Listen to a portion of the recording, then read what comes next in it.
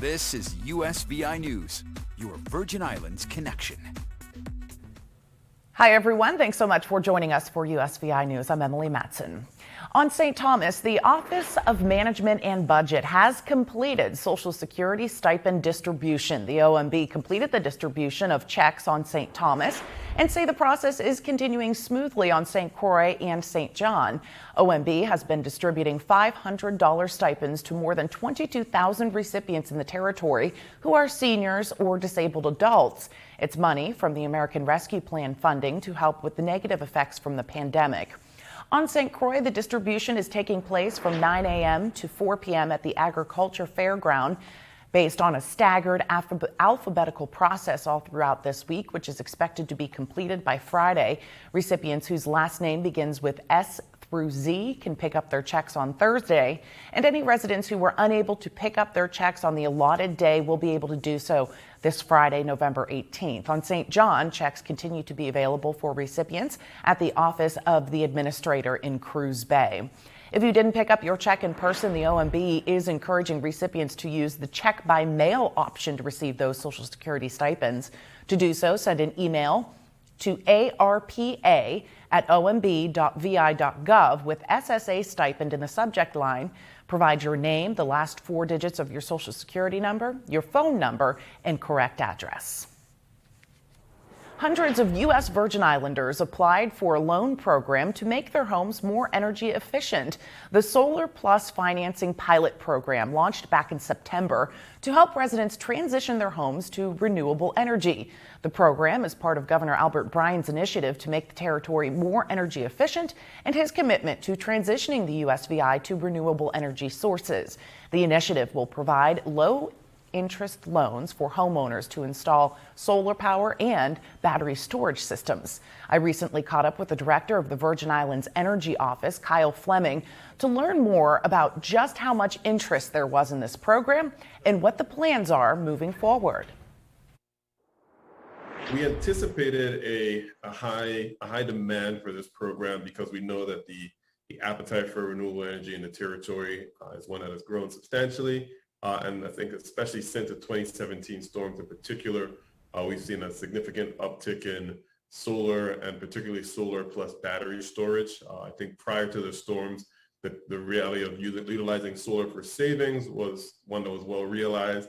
However, looking at solar as a resiliency measure for those who post-storm didn't have electricity available, but if you had a solar and battery system, you were actually able to be more resilient. I think that appetite has grown substantially. So when we designed and launched the program, we anticipated that the response would be something which we saw. In just a 3-week window of application eligibility, we had almost 350 applications submitted, and that was actually even with, we certainly advertised, but we knew that the other part of it is this is a pilot program, so we knew that our funding was going to be limited. So we didn't want to create false expectations and really high volume throughput, and then have to ultimately then deny a significant amount of the applicants as well. So we tried to be strategic in the application window because we wanted to generate participation, but we also wanted to throttle expectations accordingly. And I think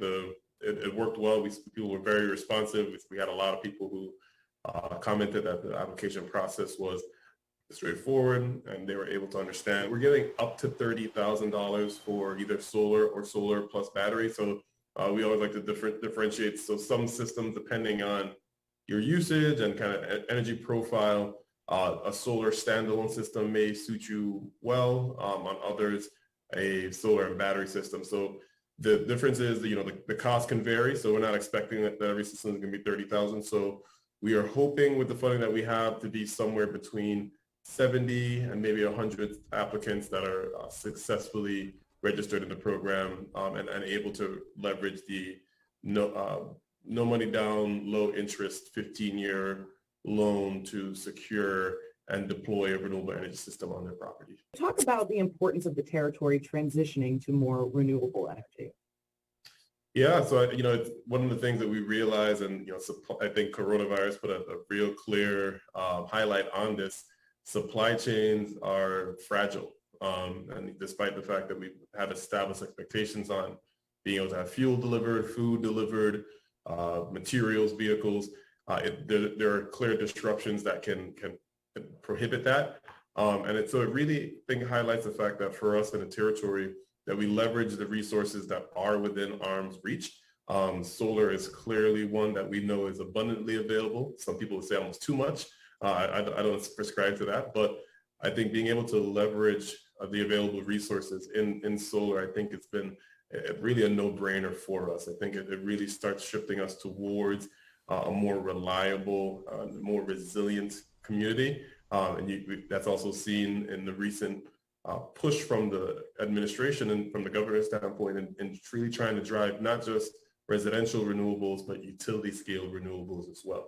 I think really as much as we can lean on available resources and not be solely dependent on imported fossil fuels, fuel sources to meet our needs, that in of itself makes us a far more sustainable and resilient community. I think that's really showing in the appetites and the technologies that are being able to suffice those. And I had a few more questions for Director Fleming, including whether there will be more opportunities to fund more financing initiatives like this, and how might this affect WAPA bills for those who do not have solar energy, as well as how the Department of Energy office is looking to fix the long-standing energy burden for Virgin Islanders. Look for part 2 of our conversation Thursday here on USVI News. Flying for the holidays is going to cost you big time this year. Airfares are up a staggering 40% from the same time last year, and it is not expected to change with Thanksgiving and Christmas right around the corner. Sam Brock reports. This year, the warm and fuzzy feeling of flying to see loved ones is also being served with a side of sticker shock, with airfares soaring ahead of the holidays. What should people's expectations be right now if they're trying to book flights to see their families? We're going to see airfares well over $400, probably many over $1,000, especially those coastal flights from east to west coast and back. The deal-finding app Hopper that sells tickets shows September prices are up almost 40% from this time a year ago, even as demand remains rock solid. Even more jarring, another research firm found the average domestic ticket in the second quarter shot up to $397. That's the first time in almost a decade that figure has flown above $390. The Hearts are just trying to make their regular trip from Orange County, California to Park City, Utah for Christmas. It's about an hour and 20 minutes, generally $180 to $220 flight. This year over the holidays, we're looking at flights, and we have kids, of course, and it's about $700 round trip per person. The anger and shock all over social media. One tweet reading, "When did flights become so expensive again?" Mass disruptions over the summer, igniting a passenger firestorm. And while delays and cancellations have improved significantly, the Secretary of Transportation, Pete Buttigieg, telling Lester he's forcing 6 airlines to pay passengers $600 million in refunds. Airlines were either taking too long or, in some cases, refusing to give to passengers after their flights experienced extreme delays or cancellations. Now, a new challenge for travelers, finding affordable tickets. It didn't take much, one look, and I was like, I think we're going to drive this time. But if driving is not an option, the best advice from experts? If you haven't booked your Thanksgiving or Christmas travel yet, book now. Prices will not get better.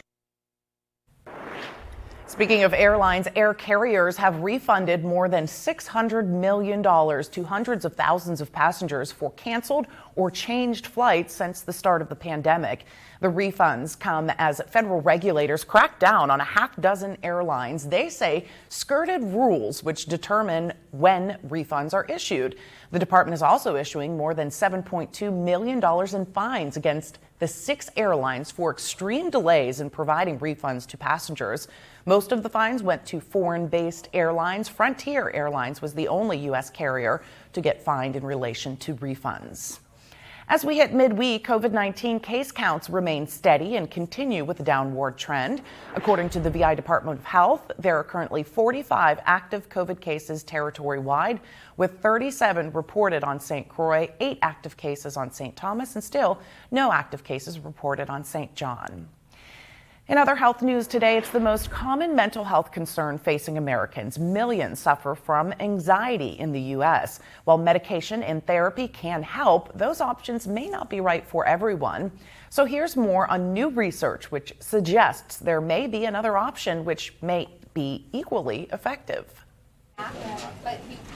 Concerns over health, money, family problems can cause occasional worry. But for those who suffer from anxiety disorders, the concerns may not go away and may worsen in time. It has a profound effect on people's lives. Anxiety can lead to symptoms like constant worry, trouble sleeping or concentrating, irritability, and more. Psychotherapy and medication to treat depression and anxiety like Lexapro can help. It's a great drug. I prescribe it all the time, but it could be that not everyone's interested in taking a medication. That's why Dr. Elizabeth Hoagie wanted to study another option for anxiety treatment, mindfulness meditation. The researchers studied more than 275 adults with untreated anxiety disorders. Half the patients received a generic form of Lexapro. The other half were assigned to an 8-week course in mindfulness stress reduction. And found that they were roughly equivalent in effect, reducing anxiety symptoms by about 30%. Hoagie says meditation could potentially be prescribed instead of medication for some patients, but says it does take time to make it effective. Participants were enrolled in a class for 2.5 hours a week, and they also had homework assignments nearly every day for about 40 minutes. Hoagie says anyone interested should speak with a primary care provider about their options. And Dr. Hoagie's research is continuing on that subject.